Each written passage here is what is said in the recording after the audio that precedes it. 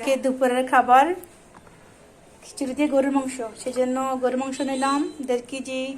সেখানে পেঁয়াজ কুচি, ধনিয়া, লাল মরিচের গুঁড়া, হলুদ, লবণ, কিছু গরম মশলা, আদা বা রসুন বাটা, আদা বাটা, জিরা বাটা, তার সঙ্গে সাদা তেল। খিচুড়ি রান্না করবো। খিচুড়ির জন্য চাল নিলাম 1 কেজি, মসুরের ডাল, মুগ ডাল, আলু, কাঁচামরিচ, পেঁয়াজ কুচি, কিছু গরম মশলা।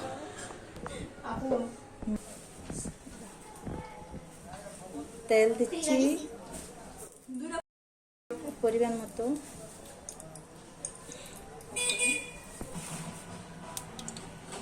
টাকা দেওয়া হয়ে গেছে। গরম মশলা দিচ্ছি কালো এলাচ, সাদা এলাচ, দারচিনি, তেজপাতা।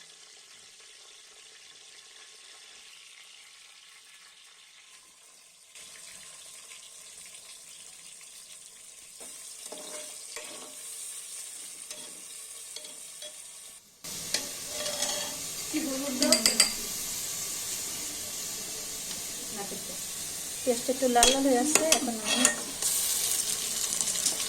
রসুন বাটা,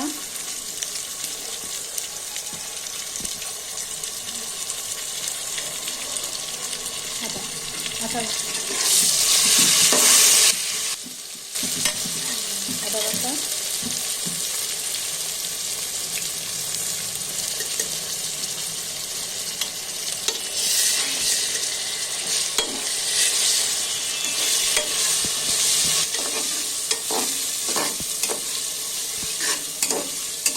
একটা গন্ধ দেওয়ার জন্য একটু ভেজে নিলাম।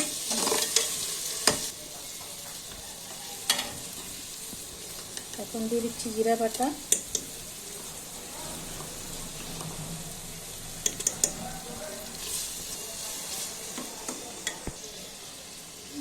লাল মরিচের গুঁড়া,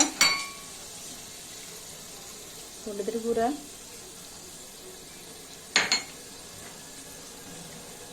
ধনিয়ার গুঁড়া, স্বাদ মতো লবণ,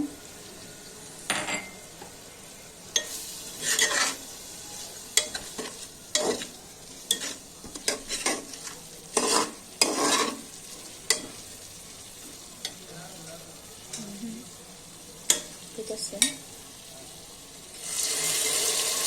একটু পানি দিয়ে দিলাম কষানোর জন্য মশলাটা।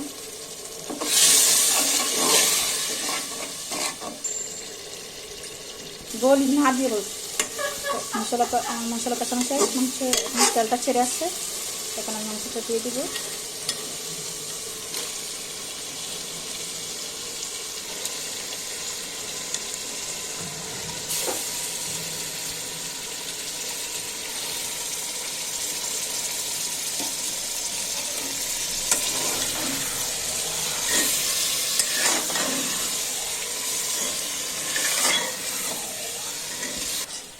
মশলা দিয়ে মাংসটা দিয়ে নাড়াচাড়া দিয়ে এখন আমি কিছুটা নাড়াচাড়া করে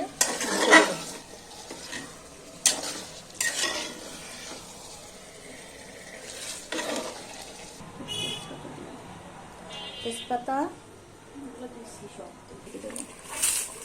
ওকে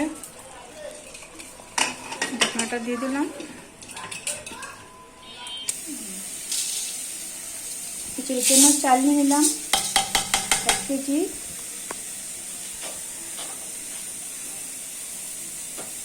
পেঁয়াজ 1 বাটি পরিমাণ, পেঁয়াজ কুচি, মাসকলাইর ডাল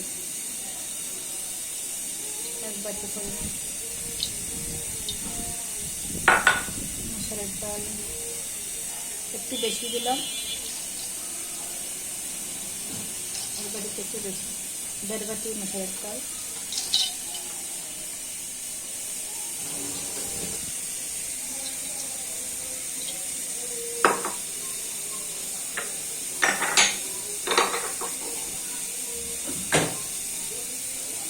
আলু, ছোটো করে কেটে নেওয়া আলু, প্রথমে একটু কাঁচা দেবো, হ্যাঁ একটু পরে দেবো, একটু পরে এটা শুকনো গরম মশলা, তেজপাতা, এলাচ, দারচিনি এগুলো তেলে পরে দিয়ে দিচ্ছি জিরা বাটা 1 চামচ,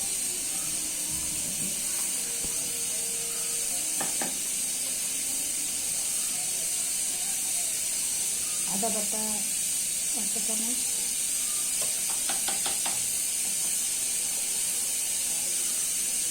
রসুন বাটা 1 চামচ,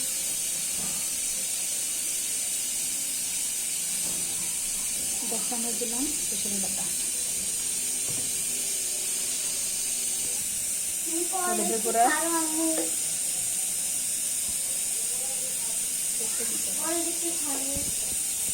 ধনিয়ার গুঁড়া 1 চামচ, হলুদের গুঁড়া 1 চামচ দিলাম। বলতে হয় লবণটা দিতে ভুলে গেছিলাম, এখন লবণটা দিয়ে দিচ্ছি। লবণটা স্বাদ মতোই, যেটুকু প্রয়োজন ততটুকুই। পরিমাণ মতো সাদা তেল দিয়ে আমি এটা মাখাই নেব। আমি হাতেই মাখাবো, হাতে আমি এখন খিচুড়িটা মাখাই নেব। হাতে মাখাচ্ছি, কারণ হাতে মাখালে ভালো করে উপকরণগুলো মাখা যায়। আর আমার হাতে মাখাতেই ভালো লাগে। হাতে মাখানো যে কোনো জিনিসই টেস্টটা অন্যরকম হয়, ভালো লাগে। এগুলো দিবে, এগুলো বলবো গরম মশলা দেবো। আমি একটু সময় নিয়েই মাখলাম। এখন গরম মশলাটা অ্যাড করি, শুকনো গরম মশলাটা, এলাচ, দারচিনি, তেজপাতা, কাঁচামরিচ একটু ভালো করে মেখে নিলে সময় নিয়ে চালটাতে যে উপকরণগুলো লাগে খেতে অনেক ভালো লাগে। এখন আমি পরিমাণ করতে হয় কতটাই পানি আমি দিচ্ছি। পানি দিয়ে একটু নাড়াচাড়া করে পানির মাছটা একটু আমি এখন দেখে নেব। আর একটু পানি সামনে লাগবে, একটু পানি লাগবে।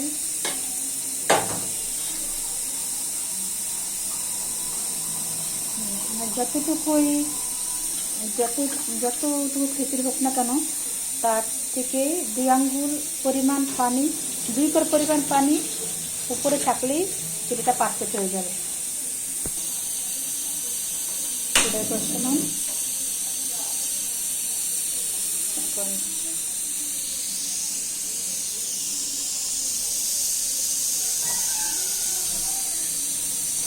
একটু ঢাকা দিয়ে এখন আমি কিছুক্ষণের জন্য ঢেকে দিব।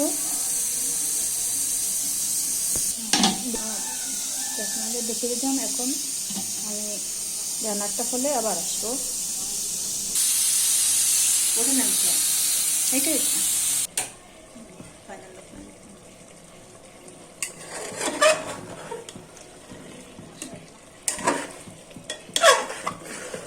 নেড়ে দিচ্ছি। এখন অনেকটা সিদ্ধ হয়ে গেছে।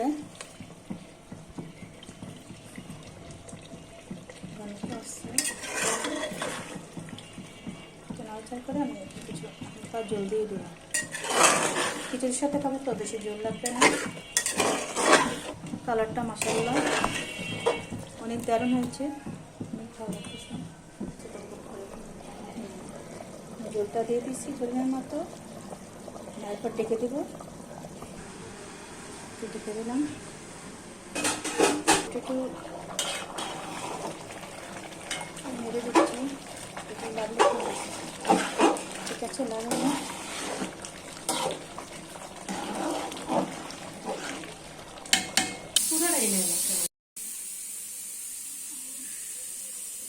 আমার রান্না প্রায় শেষের দিকে, মনে হচ্ছে হয়ে গেছে। ঢাকনা তুলে নেব।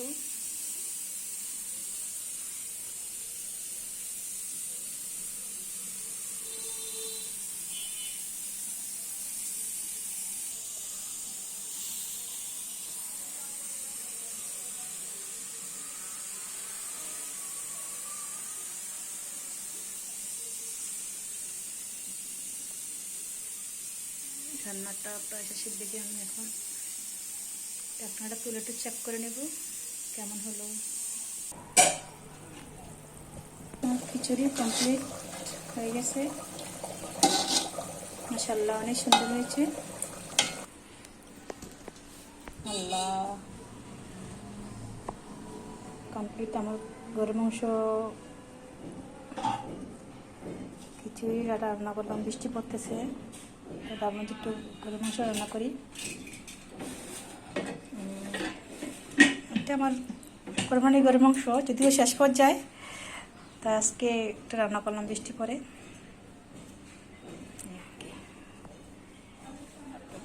যদি ভালো লাগে তাহলে কমেন্ট করবেন, জানাবেন কেমন হয়েছে।